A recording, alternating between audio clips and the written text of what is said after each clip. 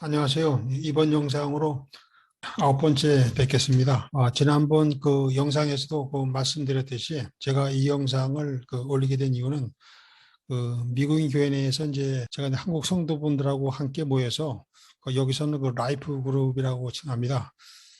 성경 공부를 하고 있는데 성도분들과 다 함께 말씀 나눔 사역을 하면서 저 자신 새로 깨닫고 배웠고 또한 말씀으로 은혜 받았던 것을 함께 공유하고자 하기 위해서입니다. 한국에서도 이제 교회 생활할 때도 이제 평신도로서 성도분들과 함께 한 10년 넘게 말씀 나눔 사역을 하였는데 하나님이 주신 말씀은 성도분들, 동역자분들하고 함께 나누고 또 서로 권면해야 더 의미가 있고 그 은혜가 된다고 배웠습니다. 제가 다니고 미국 교회 내에서도 미니스트 담당 부서에서 각 소속된 라이프 그룹에 대해서 이제 성경 공부할 테마를 주간별로 제시하면은 주어진 주제를 가지고서 각각의 라이프 그룹 실정에 맞게 티처가 강의식으로 진행하기도 하고 또한 더 선정된 책을 가지고 티처의 인도 아래 주어진 문제에 대해서 성도분들이 미리 공부해 와가지고 다 함께 모여서 제시된 문제를 이제 함께 풀어가면서 성경 공부를 진행하였는데 이번 영상은 제가 이제 강의식으로 진행된 내용에 대해서 제 나름대로 여러 가지 미흡하고 이제 서툴지만은 이제 동영상을 만들어 보았습니다. 미흡한 부분에 대해서는 계속 고쳐 나가도록 하겠습니다. 그리고 양해 말씀드릴 것은 미국 교회에서 다뤘던 내용이라 원고 그리고 PTYL이 영어로 작성된 점을 양해 말씀드리겠습니다. 오늘 다른 말씀은 마태복음 22장의 15절에서 46절 말씀이 되겠습니다. 읽어보시면 아시겠지만 이 장의 전체적인 내용은 바리새인과 사두개인이 예수님을 걸려 넘어지게 하거나 하나님 말씀에 반하고 있다는 것을 증명해 보이기 위해서 예수님께 질문을 던지고 있는 내용입니다. 오늘 네 가지 질문을 하고 있는데 바리새인과 사두개인이요. 이 중에서 이제 두 가지 질문만 시간 관계상 다루도록 하고 나머지 두 개의 질문은 다음에 다루도록 이렇게 하겠습니다. 말씀을 전하기 앞서 이제 예수님이 사셨던 고대 근동사회의 사회적 관습에 대해서 제가 잠깐 말씀드리면은 현재 우리가 이제 살고 있는 사회는 신분에 따라 다른 대우를 받고 있는 사회는 아니지만은 예수님이 사셨던 사회는 철저하게 자신의 신분과 그에 따른 신분에 따른 명예를 아주 중시하는 철저한 계급 중심 사회였습니다. 이것을 영어로는 System of Honor and Shame 이렇게 부르더라고요. 예수님이 사셨던 고대 근동사회 계급 사회에서는 다른 사람들에게 질문 같은 걸 해서 상대방을 게임에 빠뜨리게 하는 이러한 일들이 지적이고 이론적인 논쟁거리이기도 하지만은 그보다도 이제 자기 자신의 명예관한 상으로 아주 철저하게 인식되었다고 합니다. 고대 근동사회 문화에서는 자신이 가지고 있는 명예나 신분이 실추되지 않는 것이 아주 중요하게 여겨졌으며 어떠한 이유로든 간에 자신의 명예가 실추되기라도 하면은 여러 사람들에게 아주 부끄러움을 당하는 그런 사회 구조였다고 합니다. 그 당시 사람들은 자기와 같은 신분을 가진 사람들하고만 또 이야기를 나눌 수 있고 어울릴 수 있는 그런 사회였다고 알려져 있습니다. 그러니까 이제 부유한 사람들은 이제 부유한 사람끼리, 지체 부자유자는 이제 지체 불구자로 태어난 사람들은 이제 지체 불구자끼리만 어울리고 살아가야 했던 그런 사회였습니다. 또 그 당시 사람들은 본인 행동으로 손해되는 결과가 자신이 잘못이든 다른 사람이 잘못이든 간에 본인의 행동 거지에 따라 자신의 신분 수준을 높일 수도 있고 낮아질 수도 있는 그런 구조였다고 합니다. 특히 오늘 이제 사두개인이나 바리새인이 특히 이제 랍비는 질문을 받게 되면은 랍비 신분 유지 하나의 도전으로 간주되며 자기에게 던지는 질문의 대답에 따라 본인의 신분에 영향을 받게 된다는 것입니다. 그 당시 바리새인이나 사두개인이 예수님께 오늘 본문 말씀에 보면 네 개의 질문을 하게 되는데 이러한 질문들이 예수님을 곤란하게 하기도 하고 궁지에 넣을 수도 있겠으나 보다 중요한 것은 예수님이 신분이나 내 말씀에 대한 무게감에 영향을 미치게 된다는 것입니다.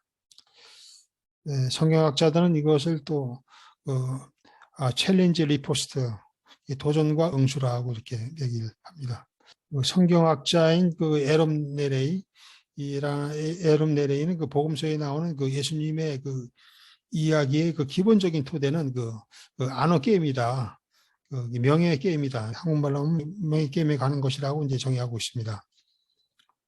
어떻게 보면 그 복음서에서 예수님이 하신 일은 고대 근동사의 그 안어 게임을 뒤집어 엎는 것이라고 할 수가 있겠습니다. 그 당시 사람들은 일반적인 그 이해관계에서나 사업에서 아까 말씀드렸듯이 그들 자신보다 신분이 낮은 사람과는 절대로 어울리지 않았습니다. 그러나 예수님은 신분에 관계없이 모든 사람과 식사를 했고, 또 예수님은 최고의 하층민인 이방인 여자인 그 사마리아 여인과 우물가에서 또 신학적으로도 이론적인 심층적인 대화를 나눴고, 요한복음 현장에서는 그 당시 바리새인 중 그 제사장급에 해당이 되는 이모하고도 신학적으로 깊은 대화를 나눴습니다. 우리가 마태복음 8장에서도 그 예수님이 문둥병자와 이방인, 그 당시 가장 덕망이 있고 힘 있는 가정이라고 할 수 있는 백부장 가족을 치유하셨는데요. 예수님이 이 모든 사람을 신분여하를 막론하고 동등하게 비유하셨습니다.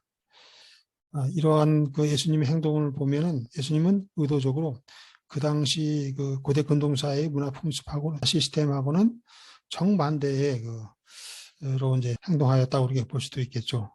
마태복음 5장 38절에서 눈은 눈으로, 이는 이로 갚으라는 말씀처럼 고대 근동사회에서는 응답 받은 것만큼 복수하는 것이 아주 정당하고 명예로운 것으로 이제 받아들였지만은, 그러나 예수님은 5장 39절에서 보면은 악한 자를 가지 말라고 말씀하시면서 그 당시 사회 가치 기준에 커다란 도전을 이제 주고 계십니다.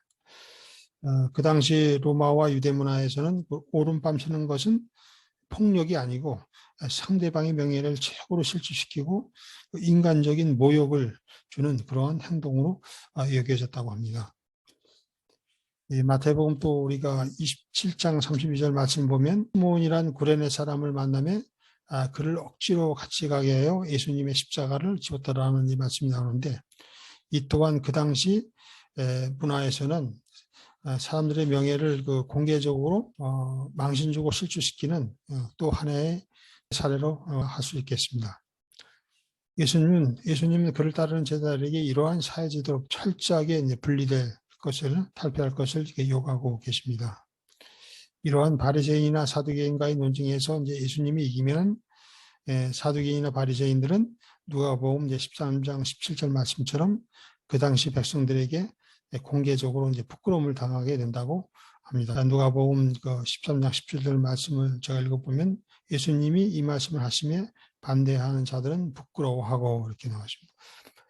이나 사두개인과의 논쟁에서 항상 승리하셨기 때문에 바리새인과 사두개인들은 논쟁에서 이기려고 일반 사람들은 생각지도 못할 트릭과 이제 실수를 쓰기도 합니다. 이러한 트릭이나 실수를 통해서 이제 예수님을 골탕 먹이게 되면은, 예수님을 공제문화하게 되면은 예수님을 따르는 사람들이 예수님을 더 이상 따르지 못하게 할 수 있을 거라고 바리새인이나 사두개인들은 굳게 믿었기 때문입니다. 오늘 말씀에서도 바리새인이나 사두개인들이 예수님께 몇 가지 질문을 던지지만은 오히려 바리새인이나 사두개인에게 이론적인 질문이나 논쟁에서 다시 대화다치시는 질문을 하시면서 바리새인과 사두개인을 놀라게 하고 있습니다. 결국은 마태복음 2장 46절에서 보면은 바리새인과 사두개인과 이제 질문을 서로 마치고 한 말도 능히 대답하는 자가 없고 그날부터 감히 예수님께 묻는 자도 없더라. 이렇게 예수님의 인생의 그 마지막 주에 해당이 되는데, 예수님은 자기를 대적하는 모든 자를 이제 물리치셨지만은 결국 바리새인과 사두개인들은 예수님을 물리치지 못하고 오직 예수님을 물리칠 수 있는 것은 물리적인 방법으로밖에 없다고 생각하고 이제 예수님을 이제 십자가에 못 박은 사건이 일어나게 됩니다. 제가 질문에 대해서 작성한 파일을 한번 띄워보겠습니다. 오늘 본문에는 그 네 가지 질문이 나옵니다. 이제 첫째 질문은 그 시저에게 세금을 내야 하는가? 얘들의 법적인 질문이라고 할 수 있는데, 이제 법적인 질문을 하고 있는 거. 예수님께 하는 두 번째 질문은 그 사두개인이 그 예수님께 그 부활 때 중에 누구의 아내가 되리까? 예수님께 질문한 사두개인이 예수님께 질문한 내용인데 어떻게 보면 부활에 대한 그 사두개인들의 우스꽝스러운 질문, marking question to ridicule believe, believe in the resurrection. 그래서 부활에 대한 사두개인들의 우스꽝스러운 질문이 되겠고요. 세 번째는 그 바리새인들이 10계명 중에서 가장 중요한 계명이 무엇인지요. 그래서 Princess of Success in the Life, What is the most important commandment? 이렇게 되어 있고요. 두 번째 질문은 예수님의 질문이 되겠습니다. Resolving possible contradiction in Scripture. 다윗은 그의 아들을 왜 주라고 불렀는지, How can David call his son Lord? 그의 아들을 왜 주라 불렀는지 이들한테 이제 하는 질문이 되겠습니다. 결론적으로 질문 내용을 요약해 보면은 오늘은 두 가지 질문을 하겠는데 하나의 질문은 이제 예배에 관한 질문. 시저에게 세금을 내야 되는데 그 예배에 관한 질문이 하나 있고 두 번째는 인생의 성공 원칙이 뭐냐. 이 10계명 중에 가장 중요한 계명이 무엇이냐 하면서 이제 인생의 성공 원칙에 대해서 질문을 두 가지를 하고 있고요. 하나의 질문은 부활을 믿는 사두개인들이 그 영적으로 어리시고 있는 그 질문. 그러니까 부활 때에 7 중에 누구의 아내가 되리까라는 사두개인의 그 영적으로 어리석인 질문에 대해서 하고 있습니다. 그 당시 이제 사두개인들은 종교와 정치의 구심적인 그 역할을 하면서 기독 정치를 실행했던 인물이었는데 결국 이 문제는 하나님의 의의 문제는 사망의 권세를 이기신 부활의 문제로 결국 성취되는데 하나님의 의 문제, 부활의 문제를 논쟁거리로 삼으려고 하는 고차원적인 질문을 하고 있는 것으로 보여집니다. 세 번째는 예수님의 그 바리새인들의 성경 해석에 대한 왜 그의 아들을 주라고 불렀느냐고 하시면서 바리새인들의 성경 해석에 대한 잘못된 점을 지적하시는 질문이 되겠습니다. 첫 번째 질문에 대해서 조금 세부적으로 보면은 첫 번째 질문 이제 이스라엘 백성이 저에게 세금을 내야 됩니까? 이 질문을 예수님께 했는데 그 바리새인들의 질문에 대한 그 예수님의 답변이 우리에게 말씀해주고 있는 큰 이슈는 로마 정부에 세금을 납부하는 것이 문제가 아니라 영어로 읽어보면 larger issue of the one of the worship rather than just paying taxes to secular government. 예수님에 대한 경배, 예배의 마음이 더 중요하다는 말씀이 되겠습니다. 세금을 내는 문제는 로마 황제 가이사의 주화를 단지 다시 돌려주는 것뿐이며 이와는 별도로 우리가 드리는 예배와 헌신은 하나님께 속한 것이다라는 말씀이라는 것입니다. Paying taxes was just giving Caesar own coin to back to him, but our worship and allegiance belongs to God. 이렇게 돼 있고요. 그 로마 정부에 세금을 내는 것은 당연한 것이지만은 우리의 전체적인 인생은 그 하나님에 속한 것이다. 영어로 읽어보면 제가 paying tax to the government is the fine, but our whole life belongs to. 이제 우리는 세상에 쓰냐 세상에 속한 자가 아니다. 오사알드 참보 목사님의 말을 빌리면 우리의 근본 그런 내적으로는 그 분리되어 있지만은 외적으로는 분리되어 있지 않다는 말씀과도 이제 상통되는 말씀이라고. 그 바리새인이 그 예수님께 첫 번째 한 질문, 우리가 정말 가이사에게 세금을 내야 하나요? 질문을 하고 있는데 그 16절에서 바리새인들은 예수님의 그 허점을 치르기 위해 예수님께 아첨하는 말로 이렇게 접근합니다. 16절 말씀을 보면 선생님이 우리가 아노니 당신은 참되시고 참으로서 하나님의 도를 가르치시며 아무라도 꺼리는 일이 없으시니 이는 사람을 애모로 보지 아니하심이니이다 라고 첫 번째 질문으로 바리새인들은 예수님을 그 함정에 빠뜨리려고 합니다. 그 예수님이 로마에 세금 내는 것을 옹호하는 이제 말씀을 하게 되면 이스라엘 백성들이 예수님이 진정 하나님의 구세의 주인가를 의심하게 되고 이렇게 함으로써 이스라엘 백성들은 예수님께 실망하게 되고 예수님 이외에 로마 정부에 대하여 봉기를 일으킬 수 있는 또 다른 구세주를 기대하게 만들 수 있게 하는 것이고요. 두 번째 게임이라는 것은 예수님이 로마에 세금 내는 것을 반대하는 말씀을 하게 되면 그 예수님을 로마 정부의 통치에 대항하는 그 반동 혁명분자로 몰아붙이고 세우면서 로마에 의해 예수님을 결국 처형되도록 하고자 하는 그 바리새인들의 교활하고 악한 마음 품고서 예수님께 질문을 하고 있는 것입니다. 그 당시 그 세금은 주화로 냈는데 그 로마 황제 그 가이사 이미지가 뚜렷하게 새겨져 있기 때문에 로마 황제를 하나님으로 떠받들게 하고 결국 이 문제는 그 하나님 이외의 새 계명을 만들지 말라는 그 하나님이 주신 두 번째 계명을 범하게 되는 결과를 초래하게 됩니다. 결국 오늘의 그 바리새인의 그 질문의 그 본질적인 문제, 어떻게 보면 본질적인 문제는 세속적인 로마 정부의 그 단순히 세금을 내는 문제라기보다는 누구를 예배할 것인지에 대한 근본적인 문제로 동작하게 된다는 것입니다. 결국 이제 21절에서 가이사의 것은 가이사에게, 하나님 것은 하나님께 바치라고 말씀하시면서 예수님은 분명하게 이제 손을 긋고 계십니다. 이 의미는 세금 내는 것은 그 로마 황제 가이사의 세속적인 그 로마 정부의 그 자체적인 문제이고, 하나님께 드리는 예배와 하나님께 대한 믿는 자의 순종이나 헌신, 이 세상의 논리로는 전혀 타협할 수 없고 타협돼서는 안 되는 하나님의 왕국의 고유한 영역임을 예수님께서 우리에게 분명히 일깨워주는 말씀이라고 할 수 있겠습니다. 결국 바리새인들은 그 예수님의 이러한 그 말씀에 놀라가지고 22절 말씀처럼 예수님의 말씀을 듣고 기이 여겨 모두 떠나게 됩니다. 마태복음 26장에 예수님이 유월절을 지내고 대제사장 가야바 집으로 끌려가시고 이제 신문을 받으면서 대제사장 가야바에게 받은 첫 질문도 내가 하나님의 아들 그리스도인지를 말하라라는 것으로 되어 있는데, 예수님은 이에 대해 인자가 권능의 우편에 앉아 있는 것과 하늘구름 타고 오는 것을 너희가 보리라 하고 말씀하고 있습니다. 여기에 대해서 대제사장 가야바는 자기 옷을 찢으며 하나님의 말씀을 신성모독하이라고 말하고 있는데, 여기서 가장 근본적인 문제는 그 당시 지도자들은 예수님을 그 하나님의 그 아들로 인정하지 않고 결코 예배의 대상이 될 수 없음을 분명히 밝히고 있는 것입니다. 두 번째 질문에 대해서 한번 제가 준비한 글을 띄워보겠습니다. 같은 날 사도행전이 그 예수님께 두 번째 육체적 부활에 관한 질문을 하게 됩니다. 부활 때의 일곱 중에 누구의 아내가 되느냐? 되리까라고 이제 하는데, 육체적 부활에 대한 그 사두개인들의 그 우스꽝스러운 질문. 사두개인은 그 예수님이 부활의 개념에 허점, 결점이 있음을 그 나타내 보이려고 의도적인 질문을 하고 있는 것입니다. 첫째, 영어로 적어놓은 걸 보시면 essentially pointing out what they saw as flaw in the concept of the resurrection. 그래서 사두개인은 그 부활의 그 개념에 그 문제, 그 관점이 있다는 것을 나타내 보이기 위해서 의도적으로 이제 질문하고 있다는 그런 내용이 되겠습니다.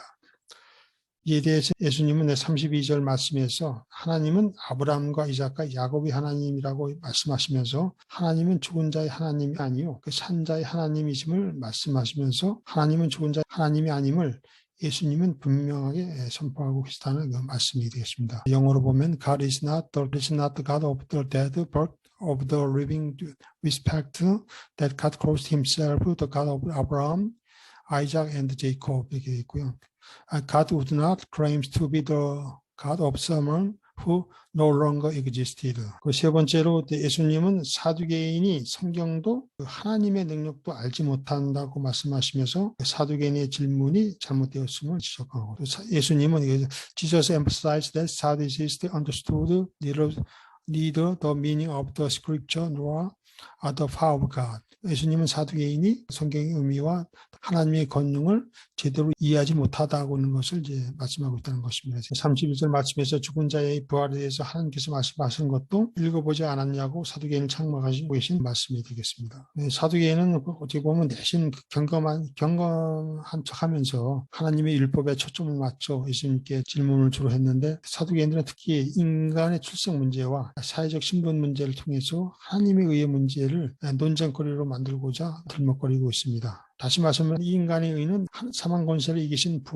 부활로서 달성이 되었는데, 이러한 근본적인 교리를 흔들고자 하는 사두개인의 영적으로 무지하고 세속적인 것에만 관심을 가지고 있다는 것을 나타내는 질문으로 볼 수 있겠습니다. 그 당시 사두개인들은 많은 권력과 세상적인 부를 가지고 누렸으며 성전의 운영에 대한 절대적인 그 관할권을 행사하면서 제사장직을 수행했던 인물이었습니다. 바리새인 같은 사두개인들 사이에서도 많은 다툼과 분쟁을 했다고 전해지고 있으며, 중요한 것은 사두개인들은 히브리 성경의 모세오경인 그 창세기, 레위기, 신명기, 민수기, 출애굽기, 토라만을 믿었고 또 사두개인들은 그 영적인 부활과 그 영혼의 영존성이라든가 불멸성을 믿지 않고 천사의 존재도 믿지 않았습니다. 어찌 보면 철두철미한 극히 세속적인 인간이었다고 생각이 됩니다. 그래서 죽음 이에 오는 죽은 자의 그 육체적 부활을 믿지 않았던 것입니다.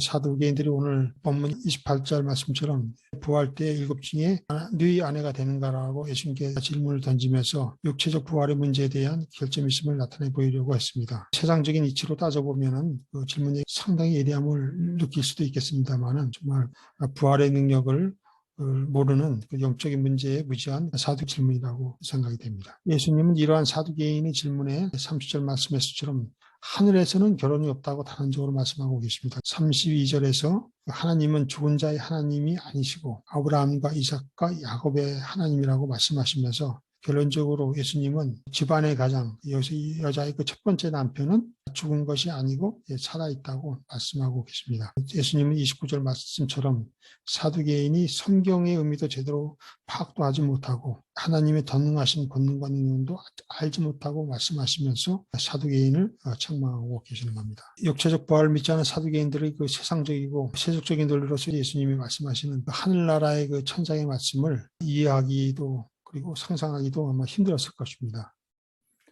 마태복음 22장 29절 말씀은 예수께서 대답하여 이르시되 너희가 성경도 하나님의 능력도 알지 못하는 거로 오해하였도다. 우리가 하나님 말씀을 볼 때 유다주의의 계파에 따라 하나님 말씀에 대한 다양한 해석이 있을 수도 있고 오늘날 개신교 기독교 내에서도 종파에 따라 가지고 하나님 말씀을 달리 해석할 수도 있는 것이 현실입니다. 그러나 인간의 지혜나 명치에 의지하여 까딱 잘못 판단하여 생각하게 되면 하나님 말씀이 틀린 것이고 우리의 죄가 맞다고 하는 식으로 될 수 있다는 것이죠. 우리가 여기서 절대 주의할 것은 성경을 대할 때 겸손해야 하며 성경의 진리를 계속적으로 알아가는 데 있어 더욱 열심을 내야 한다는 것입니다. 사두개인의 질문으로 예수님을 부끄럽게 하고자 하는 대신에 결과적으로 사두개인은 예수님을 더 높이는 꼴이 되었습니다. 오늘 보면 33절에서 무리가 듣고 예수님의 가르침에 놀랐다고 기록하고 있습니다. 우리가 마태복음 7장 29절에서도 예수님의 산상수훈의 가르침에 대해서도 권위가 있다고 말씀하고 있습니다. 그래서 마태복음 2장 29절에 보면